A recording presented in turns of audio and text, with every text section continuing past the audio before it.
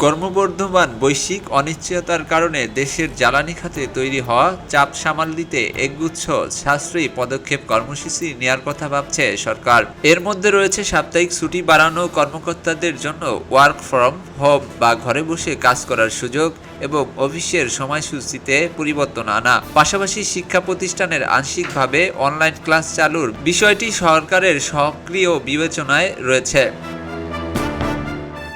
মন্ত্রিপরিষদ বিভাগ ও প্রধানমন্ত্রীর কার্যালয় সূত্রে জানিয়েছে, সব সরকারি সংস্থাকে নিজ নিজ জ্বালানি সাশ্রয় পরিকল্পনা তৈরি করতে বলা হয়েছে। এসব প্রস্তাবনা আগামী মন্ত্রিসভা বৈঠকে উপস্থাপন করা হবে। ইরান ও ইসরায়েলের চলমান উত্তেজনার প্রেক্ষাপটে আপাতত ৩ মাসের স্বল্পমেয়াদী পরিকল্পনা নেওয়া হচ্ছে, তবে পরিস্থিতি আরও খারাপ হলে মধ্য ও দীর্ঘমেয়াদী কৌশল গ্রহণ করা হবে। কর্মকর্তারা জানিয়েছে, আলোচনায় থাকা পদক্ষেপগুলোর মধ্যে রয়েছে সপ্তাহে অতিরিক্ত একদিনের ছুটি অথবা 2 দিন ঘরে বসে কাজের সুযোগ। এছাড়াও অফিসের কাজ দ্রুত শুরু করা বা কর্মঘণ্টা কমানোর বিষয়টিও বিবেচনায় রয়েছে। বিদ্যুৎ সাশ্রয়ে শিক্ষা প্রতিষ্ঠানগুলোতে সপ্তাহের অর্ধেক ক্লাস অনলাইনে নেয়ার পরিকল্পনা করা হচ্ছে।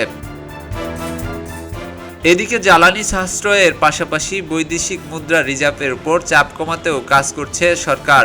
অপ্রয়োজনীয় ঋণ পরিহার এবং সরকারি কর্মকর্তাদের বিদেশ সফরে কঠোর বিধিনিষেধ আরোপের প্রস্তাবও আলোচনায় রয়েছে। তবে তেলের দাম বাড়ানোর বিষয়ে এখনো কোনো চূড়ান্ত সিদ্ধান্ত নেয়নি সরকার।